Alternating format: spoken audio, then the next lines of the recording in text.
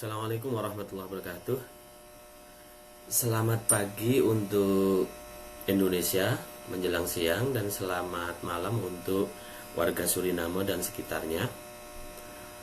Terima kasih Mas Soleh Kecil sudi menonton saya. Saya sedikit bercerita tentang pengalaman saya di Suriname yang sudah berlangsung selama 4 hari di sini, mulai hari Kamis, Jumat, Sabtu, dan sekarang malam Minggu.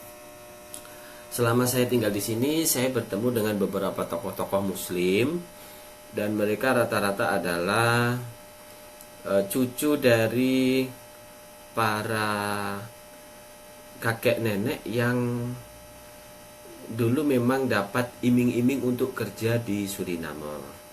Ternyata di sini diberi tanah kosong dan lahan kosong untuk mempekerjakan dirinya sendiri dan juga menghidupi dirinya sendiri. Saya di sini berasa berada di sekitar Tulungagung atau Trenggalek, karena suasananya panasnya dapat, sejuknya dapat, ada juga hujan yang sehari-hari, dan alhamdulillahnya lagi mereka menerima tausiah saya yang menggunakan bahasa Jawa. Tapi jangan menganggap bahasa Jawa yang dipakai bahasa Jawa halus, harus ngoko. Jadi harus ngoko, harus ngomong kasar, wis pokoknya gak enek sing halus. Karena mereka memahami hal itu. Jadi penguasaan bahasa mereka melalui pemahaman bahasa Belanda sebagai bahasa wajib di Suriname. Yang kedua, bahasa ibu mereka, orang tua mereka, yaitu bahasa Jawa. Tapi hampir sekitar 40% saja yang masih berbicara bahasa Jawa. Dan alhamdulillahnya lagi saya di sini bisa mendapat tempat di hati para jamaah, terutama ibu-ibu yang pengen jadiin saya mantu, padahal anaknya 2 ya, maaf, keceplosan. Itu semua memang resiko. Makanya tidak ada salahnya dari pihak Cordova, Korps Dompet Duafa, itu memilih dai-dai yang memang sudah menikah, karena ditakutkan ketika dai-dai yang dikirim itu masih single, nanti akan terjadi cinlok, cinta lokasi di tempat pengiriman, dan itu sangat tidak diharapkan oleh Dompet Duafa. Terima kasih kepada Bapak Fauzi Qasim yang telah memilih saya, ditempatkan di negeri yang paling jauh di antah barantah ini, membutuhkan waktu 30 jam untuk naik pesawat sekaligus transit. Jadi Jakarta Malaysia 2 jam, istirahat 1 jam, kemudian Malaysia Amsterdam membutuhkan waktu 12 jam setengah, 12 tambah 3 sudah 15 setengah. Kemudian saya menunggu di sana selama 5 jam, 17 jam setengah. Masih perjalanan lagi naik pesawat sekitar 9 apa 10 jam gitu. Dan sampailah saya di sini sudah 3 hari dan 4 hari ini, alhamdulillah sehat walafiat, tidak mengalami jet lag yang berkelebihan. Untuk suasana enjoy, tapi jangan heran kita bertetangga dengan orang non muslim. Jadi banyak binatang-binatang buas sekaligus peliharaan, yaitu anjing yang selalu menggonggong di tiap waktu, di tiap malam, dan seringkali melintasi kita lewat kanan kiri. Kalau kita kaget dengan mereka, kita lari, kita malah dikejar gitu. Jadi kita latihan untuk tetap tenang meskipun di dalam hati merasa tersiksa karena ada binatang buas, binatang najis yang selalu lewat di lalu lalang di hadapan kita. Untuk masjid yang saya hadiri itu beberapa masjid yang sudah menghadap ke arah kiblat, yaitu tepatnya mengarah ke timur serong ke utara dikit, sekitar 30 derajat gitu, sudah serong ke arah utara, sehingga mereka sudah mengarah ke arah kiblat yang benar. Adapun orang yang dianggap ngulonan itu orang yang masih sholat menghadap arah barat, sehingga dia akan menemukan Ka'bah itu mengharuskan mengelilingi dunia dulu. Jadi saya bayangkan nih ya, saya ceritain nih supaya nyambung dengan materi nih. Jadi gini, ini. Maaf, ini masih butuh ganja lagi.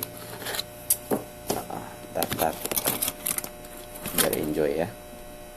Jadi bumi bulat ini ya, kita bayangin bumi bulat di sini nih, Indonesia di sini kan, Indonesia di sini, Makkah di sini kan, gini. Jadi mengarah ke arah kiblat, terus sini kan. Sementara Suriname itu berada di sini, dia tepat garis khatulistiwa juga, jadi dia mendapati panas juga gitu. Jadi ketika orang itu masih ke bawah dengan orang Jawa, maka orang Suriname itu akan sholat menghadap sesuatu yang arahnya kiblat harus mengelilingi dunia dulu, yaitu berputar ke sini dulu, melewati Indonesia dulu, terus baru ke arah kiblat. Makanya orang yang sudah move on itu, Suriname yang ada di sini itu sudah mulai memahami bahwa kiblatnya ada di atasnya, sehingga dia mengharap balik, yaitu ke arah timur, agak serong ke utara. Itu kalau sudah serong ke utara, dia sudah menemukan arah kiblat yang tidak jauh dari negerinya, seperti itu. Jadi ini perlu dipahami supaya dan itu pun sulit untuk kita masuk ke jamaah muslim yang ngulonan. Kita hanya bisa diterima hanya untuk tausiah saja, tidak untuk memberikan masukan-masukan yang berkenaan dengan ibadah mereka. Dan itu sangat rawan sekali gitu. Rawan sekali, menyakiti hati mereka, dan saya takut hal itu bukan menjadi medan dakwah saya. Kedepannya mungkin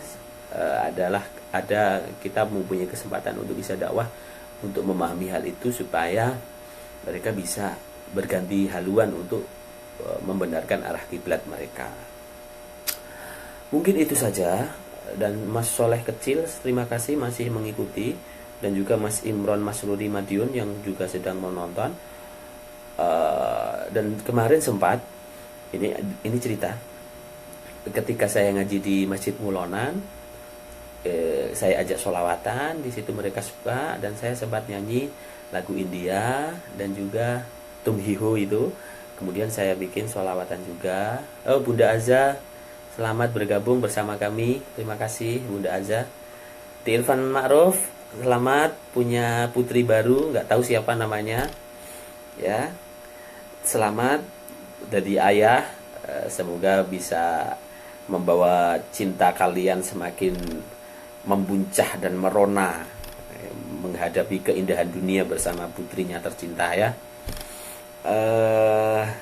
Saya di sini jauh dari anak istri, dan mau nggak mau rasa rindu ini terbendam untuk keluarga. Tapi yang namanya juga dakwah, ini adalah sebuah medan jihad di mana saya harus mengorbankan segalanya untuk kepentingan umat. Semoga pengorbanan ini tidak sia-sia di dunia maupun di akhirat. Ali Wafa Muhtar, apa kabar? Tetap mantap ya kamu. Juga Kertosingo Prawiro, ini Yazid Bastomi teman saya ini. Jadi di sini itu suasananya memang Indonesia banget. Kita tidak merasa kalau kita itu berada di Suriname. Cuman kita bingung perbedaan waktu yang sangat mencolok. Di mana sekarang saya yakin di Indonesia sudah sekitar jam 10 atau jam 11 siang. Sementara di sini baru jam 12 atau setengah 1 malam. Jadi sini 10 jam lebih lambat daripada Indonesia. Makanya infonya selalu terlambat menurut kita karena memang kita memiliki hari yang berbeda, jam yang berbeda dengan Indonesia. Ada cerita menarik tentang ketika saya dakwah di beberapa lokasi. Mereka sangat antusias mendengarkan apa yang saya sampaikan, terutama berkenaan dengan berkah Ramadan, berkenaan dengan manfaat-manfaat infak di jalan Allah, dan semua hal yang berkenaan dengan hal itu. Dan tak terasa seringkali saya tausiah di hadapan mereka itu setengah jam sampai 1 jam, dan itu tidak merasa berat karena memang kita menggunakan bahasa Jawa tuh. Jadi bahasa Jawa ini menjadi satu-satunya media yang bisa menyambungkan lidah saya dengan pendengaran mereka, dan itu sangat penting sekali. Kalau Jawa tidak kita pakai, maka mau nggak mau harus kita menggunakan pakai bahasa Malaysia yang bahasa Belanda yang sangat sulit untuk diucapkan. Bayangin nih, ini contohnya. Saya contohkan di sini alamat ya. Alamat Green Star Blue Grove, Rode Queensland, Leading Java Week, Van Bruseland, Benix Park, Boomerworld. Jadi sulit didengarkan dan sulit diucapkan. Itu bahasa Belanda, dan kebanyakan sih memang banyak huruf kho-nya daripada huruf R atau huruf apa gitu. Banyak huruf kho-nya. Seperti itu. Jadi tadi saya sudah melaksanakan tugas dengan baik. Imam sholat maghrib dan juga isya, kemudian tarawih, kemudian witir, dan juga tausiah. Ketika tausiah, banyak ibu-ibu yang antusias mendengarkan kisah-kisah inspiratif bagaimana sebuah kehidupan itu bisa menjadi bermakna, yaitu khairun nas anfa'uhum linnas. Sebaik-baik manusia itu yang paling banyak memberi manfaat kepada orang lain. Manfaat ilmunya kah, manfaat hartanya kah, atau manfaat tenaganya kah? Kita tidak tahu bagian mana yang kita miliki yang paling banyak untuk bisa kita tasarufkan dan kita berikan kepada umat yang ada di sekitar kita. Itu Basmalah Sakti ini kayaknya Pak Fauzi ya. Pak Fauzi Muhtarom, apa kabar? Selamat siang versi Indonesia. Kalau di sini selamat malam. Saya di sini selamat, dan juga alhamdulillah saya berbuka dan bersahur beda menu. Kalau berbuka saya berada di lokasi-lokasi tempat pengabdian dan pengajian, sementara kalau sahur saya di sini sekaligus makan pecel Pak Fauzi Muhtarom, yaitu pecel keris dari Jenes Ponorogo, karena saya bawa pesan yang 100.000 itu.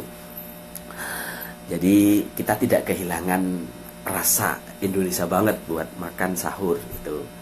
Dan jangan kaget, di sini sahurnya pukul 4 sampai jam 5, jam 5 lebih 10 kita sudah subuhan. Kemudian kita maghribnya jam 7 kurang 10. Jam 7 di sini ya, jam 7 kurang 10. Isaknya jam 8. Selesai sholat tarawih biasanya jam 9 atau setengah 9. Lalu ceramah sampai selesai jam 10 biasanya, seperti itu. Dan alhamdulillah saya di sini sudah melaksanakan tugas sebagaimana yang sudah dijadwalkan, tidak bergeser. Ada beberapa lokasi yang bergeser karena memang ada tambahan majelis taklim yang menginginkan kehadiran saya untuk di sana. Adapun yang lain-lain sudah full. Nanti sampai tanggal 27 insya Allah akan di beberapa lokasi yang berbeda dan berjauhan satu sama lain. Jadi suasana di Suriname itu terasa kita berada di Indonesia, tapi memiliki gaya waktu yang berbeda. Gitu saja. Jadi kebingungan waktu ini yang seringkali membuat kita salah menempatkan diri untuk bisa menghubungi keluarga yang ada di rumah atau yang ada di Indonesia. Kayak jam segini gitu, jam tidur saya ini. Nah, karena ini jam 12 malam. Tapi di sana di Indonesia kan siang, jadi tentu ada waktu untuk bisa terjaga gitu. Tapi sebaliknya ketika jam tidur di Indonesia sudah mulai, kita malah lagi masih terjaga, yaitu siang gitu. Jadi penting sekali kita bisa mensinkronisasikan ini supaya tidak terjadi jet lag. Jet lag itu perubahan suhu tubuh maupun ketidaknyamanan tubuh diakibatkan oleh adaptasi yang berlebihan, sehingga tidak bagus untuk tubuh kita. Makanya hari-hari pertama kita di sini dikasih minum air hangat, nggak usah air dingin dulu karena akan mengalami sakit yang luar biasa. Mungkin itu saja yang saya sampaikan dulu. Dan berkenaan dengan sempat saya dikasih kenang-kenangan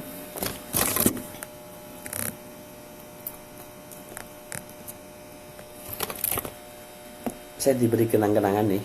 Nah, kenang-kenangan yang bertuliskan nih, bertuliskan Masjid Bangun Rukun Islam. Nah, ini diberi kenang-kenangan oleh Majelis Taklim sebab saya semalam memberi tausiah di masjidnya. Ini pulpen bisa buat nulis ini, buat nulis. Nah, ini buat nulis nih. Nah, ini buat tanda tangan nih, keren banget nih. Ini nanti dibawa ke Indonesia buat kenang-kenangan ya. Nah, dan ada pun dapat titipan juga dari Bapak Fauzi, Ketua Cordova, nanti memberikan cindera mata ini di hari terakhir saya di sini, dompet duafa, diberikan kepada KBRI. Kebetulan KBRI Suriname itu non muslim, namun beliau sangat antusias dengan dakwah kita, karena kita memang dakwah untuk mengajak bukan mengejek.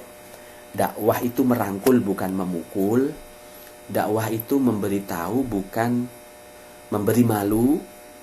Dakwah itu memberi pengertian bukan memberi ejekan.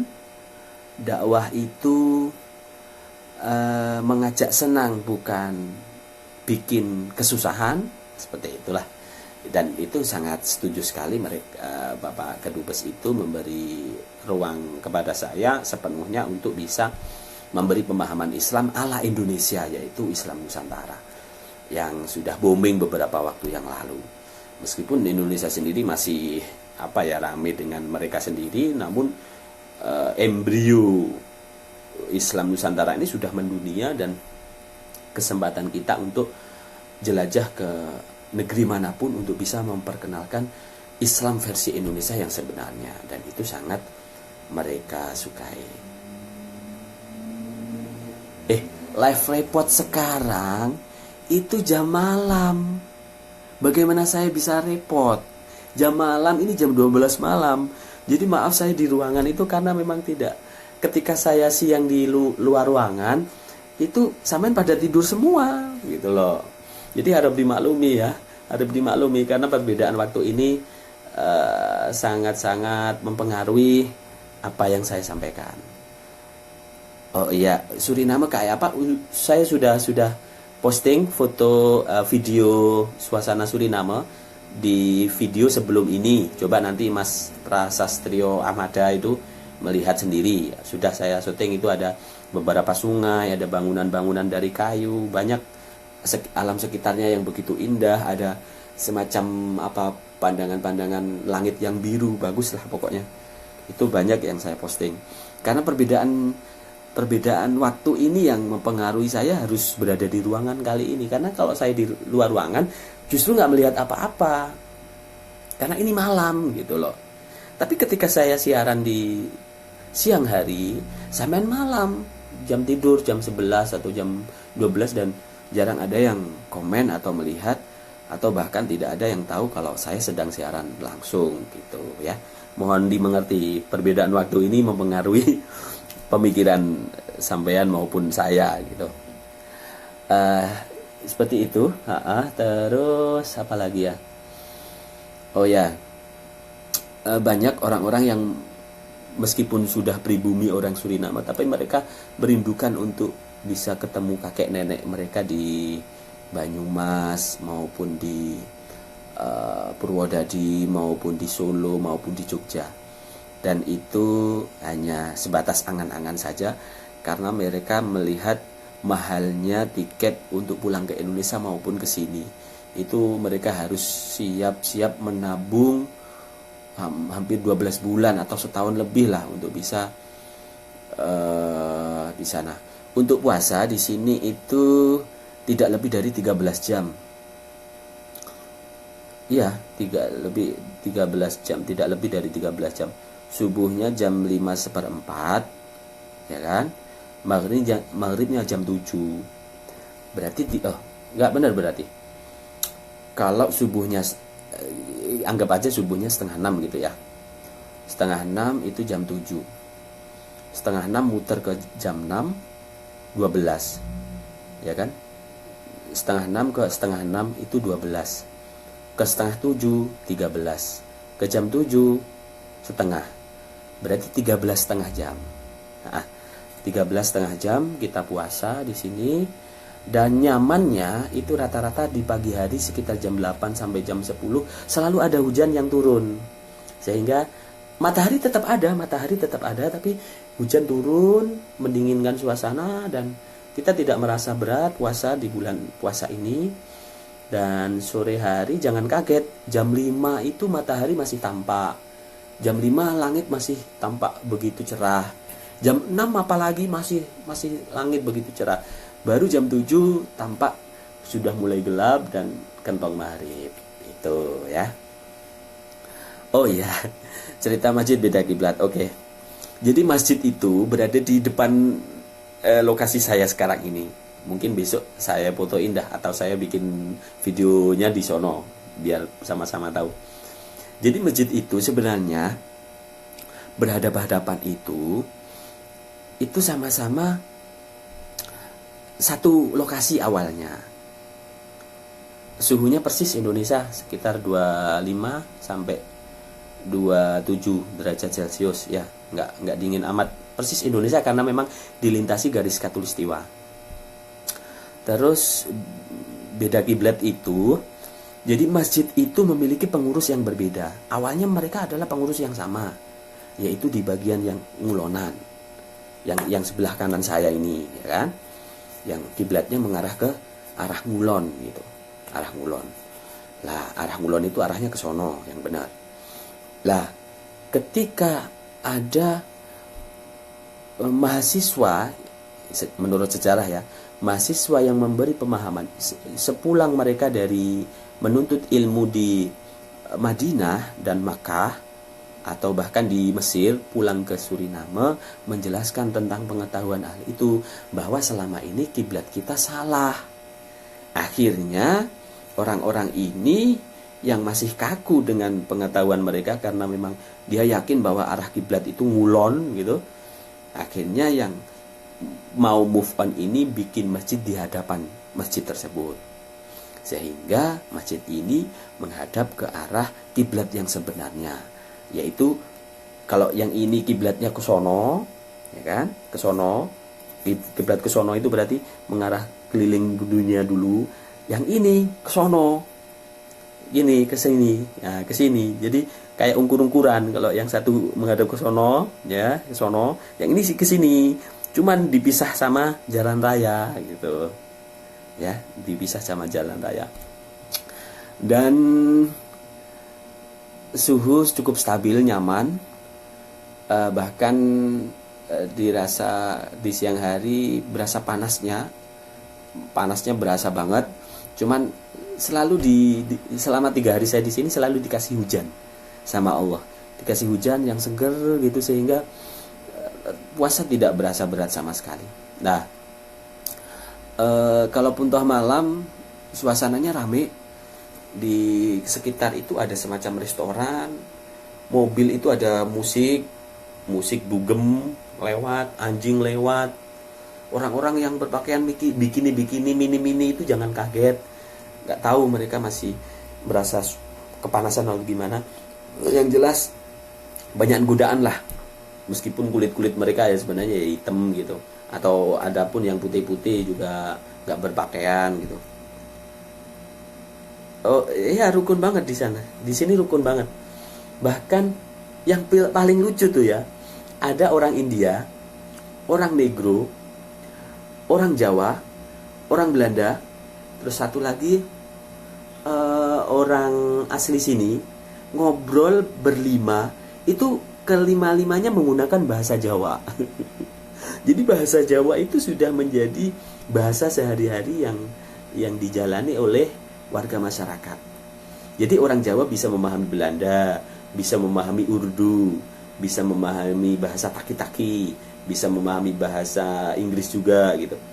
Jadi 5 etnis yang berbeda suku, berbeda negara, ternyata mereka bisa rukun sebab saling menguasai bahasa masing-masing tanpa ada paksaan satu sama lain. Nah, ini yang paling keren nih.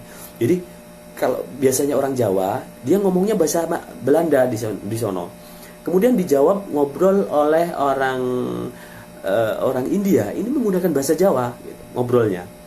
Ada lagi yang orang Belanda ini menggunakan bahasa Urdu India gitu. Jadi jangankan kromo halus saja mereka nggak bisa. Jadi saya diwajibkan ceramah harus menggunakan bahasa Jawa. Ngoko, awakmu nek pengen sugih, kowe kudu wani taat neng Gusti Allah. Nek ora gelem taat, ngono kuwi berarti awakmu gak manut. Nah, seperti itu ucapannya. Tidak ada ungkapan-ungkapan yang monggo kita tansah muji dumateng ngersanipun Allah. Itu mereka nggak paham. Karena mereka hanya tahu Jawa itu satu, yaitu basa ngoko. Nah, dan bagi mereka basa Jawa ngoko itu bukan sebuah penistaan terhadap bahasa, tapi karena mereka hanya memahami dengan ngoko itu. Nah, makanya saya beberapa kali diingatkan oleh Ustadz yang sudah di sini lama, jangan menggunakan kata-kata mobil. Kenapa? Mobil itu ternyata HP Android gitu. Itu mobil gitu. Lah kalau kita pengen mobil, ngomong mobil gitu apa? Motor. Jadi motor itu mobil, iya gitu. Ya udah, saya jelaskan dengan motor, padahal maksudnya mobil gitu. Ada juga yang aneh, yaitu jangan sekali-kali di sini sampean ngomong ucapan masalah. Karena masalah itu di sini itu artinya bumbu masak. Lucu kan? Jadi kita itu memiliki masalah yang sangat besar. Orang-orang pada ketawa semua. Awake dhewe iki duwe masalah sing gedhe, guyu kabeh kan apa? Masalah kuwi artine bumbu masak alias micin. Nah, lucu kan? Banyak perubahan makna yang nggak tahu tiba-tiba seperti itu. Ada juga ucapan yang aneh. Saya ngomong cetil itu nggak paham. Saya ngomong kikir nggak paham. Tapi kalau maksudnya adalah tidak mau berbagi gitu, ditahan hartanya, tidak mau berbagi, kikir, bakhil gitu, mereka mengungkapkannya dengan ucapan kridi tanpa T loh ya. Kalau kredit itu kamu kredit bank, kridi tanpa T itu artinya adalah kikir atau bakhil. Nah gitu. Aneh banget. Gak apa-apa, saya kuasai satu persatu bahasa yang mereka inginkan. Terus ada juga bahasa apa lagi yang perlu dijelaskan. Mungkin sementara itu baru yang saya temukan tentang penguasaan bahasa mereka, bahwa sering mengalami konotasi yang berbeda dengan apa yang kita maksudkan gitu. Kalau kita ngomongin kikuk-kikuk gitu ya, kalau dalam istilah kitab kuning itu kikuk-kikuk udah pada paham. Mereka mengistilahkan itu bukan kikuk-kikuk lagi, pencak silat. Jadi suami istri itu ketika mau berhubungan itu dijelaskan dengan gambaran, pencak silat totat gitu. Jadi pencak silat itu adalah bersenggama atau bersetubuh atau kikuk-kikuk itu tadi.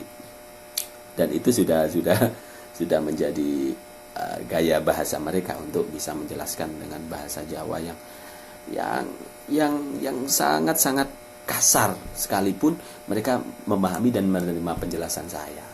Itu yang poin yang saya inginkan, memang mereka memahami maksud saya itu, meskipun dengan bagi saya ada perasaan, ada kata-kata kasar, itu bukan saya bermaksud mengasari mereka, tapi supaya mereka bisa memahami apa maksud dari yang saya omongkan.